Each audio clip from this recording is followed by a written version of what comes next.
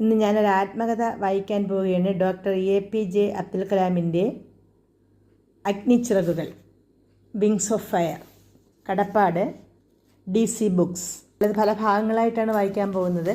അപ്പോൾ ആദ്യം ഒന്നാം ഭാഗം. ഈ ഒന്നാം ഭാഗം തന്നെ നമുക്ക് ഒരുമിച്ച് വായിക്കാൻ പറ്റില്ല, 2 പാർട്ടായിട്ടേ വായിക്കാൻ പറ്റുള്ളൂ കേട്ടോ. അപ്പോൾ അത് ഞാൻ കുറച്ച് ഭാഗം ഒന്ന് വായിച്ച് നോക്കാം. ഞാൻ ജനിച്ചത് മദ്രാസ് സംസ്ഥാനത്തിലെ ദ്വീപ് നഗരമായ രാമേശ്വരത്തെ ഒരു ഇടത്തരം തമിഴ് കുടുംബത്തിലാണ്. എൻ്റെ പിതാവ് ജൈൻലാബ്ദീന് പറയത്തക്ക ഔപചാരിക വിദ്യാഭ്യാസമോ കാര്യമായ സ്വത്തോ ഒന്നും ഉണ്ടായിരുന്നില്ല. ഈ പോരായ്മകൾ ഒഴിച്ചാൽ അദ്ദേഹം നൈസർഗികമായി തന്നെ വലിയൊരു ജ്ഞാനിയും യഥാർത്ഥ ഉദാരമതിയും ആയിരുന്നു. അദ്ദേഹത്തിൻ്റെ ആദർശശാലിനിയായ സഹായിയായിരുന്നു എൻ്റെ മാതാവ് ആയിഷാമ്മ.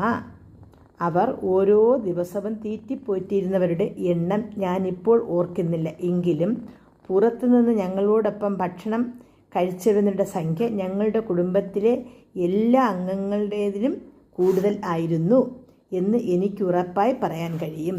എൻ്റെ മാതാപിതാക്കൾ പരക്കെ ഉത്തമ ദമ്പതികളായി കണക്കാക്കപ്പെട്ടിരുന്നു. എൻ്റെ ഉമ്മയുടെ പാരമ്പര്യത്തിനായിരുന്ന കൂടുതൽ മഹത്വം. അവരുടെ പൂർവികരിൽ ഒരാൾക്ക് ബ്രിട്ടീഷുകാർ ബഹദൂർ സ്ഥാനം നൽകിയിരുന്നു. നല്ല ഉയരവും സൗന്ദര്യവുമൊക്കെ ഉണ്ടായിരുന്ന മാതാപിതാക്കൾക്ക് ജനിച്ച പല കുട്ടികളിൽ ഒരുവനായ എനിക്ക് വലിയ പൊക്കമോ ഭംഗിയോ ഒന്നും ഉണ്ടായിരുന്നില്ല.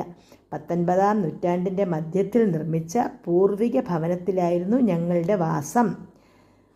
രാമേശ്വരം മോസ്ക് സ്ട്രീറ്റിൽ ചുണ്ണാമ്പ് കല്ലും ചുടുകട്ടയും കൊണ്ട് നിർമ്മിച്ച സാമാന്യം വലുതും ഉറപ്പുള്ളതുമായ ഒരു വീടായിരുന്നു അത്. ഒതുങ്ങിയ മട്ടുകാരനായിരുന്ന എൻ്റെ പിതാവ് അത്യാവശ്യമില്ലാത്ത സുഖസൗകര്യങ്ങളും ആഡംബരങ്ങളും എല്ലാം ഒഴിവാക്കി പോന്നിരുന്നു. എന്നാൽ ഭക്ഷണം, മരുന്ന്, ഉടുപുടവകൾ തുടങ്ങി അത്യാവശ്യ കാര്യങ്ങൾക്കൊന്നും യാതൊരു ബുദ്ധിമുട്ടും ഉണ്ടായിരുന്നില്ല. വാസ്തവത്തിൽ സാമ്പത്തികമായും മാനസികമായും സുരക്ഷിതത്വം നിറഞ്ഞ ഒരു ബാല്യമായിരുന്നു എൻ്റേത്. ഞാൻ സാധാരണയായി ഭക്ഷണം കഴിച്ചിരുന്നത് അടുക്കളയിൽ ഉമ്മയോടൊപ്പം നിലത്തിരുന്നിട്ടായിരുന്നു. ഉമ്മ എൻ്റെ മുന്നിൽ ഒരു വാഴയില വെച്ച് അതിൽ ചോറ് വിളമ്പിയിട്ട് കൊതിയൂറുന്ന മണമുള്ള സാമ്പാർ ഒഴിക്കും. പിന്നെ വീട്ടിലുണ്ടാക്കിയ തീക്ഷ്ണഗന്ധമുള്ള ഒരുതരം അച്ചാറും ഒരു കട്ട പുതിയ തേങ്ങാ ചമ്മന്തിയും അതിൽ വയ്ക്കും. അപ്പോൾ ഇനി ഇതിൻ്റെ ബാക്കി ഭാഗം നമുക്ക് അടുത്ത ഒരു എപ്പിസോഡിൽ കേൾക്കാം. എല്ലാവർക്കും നന്ദി.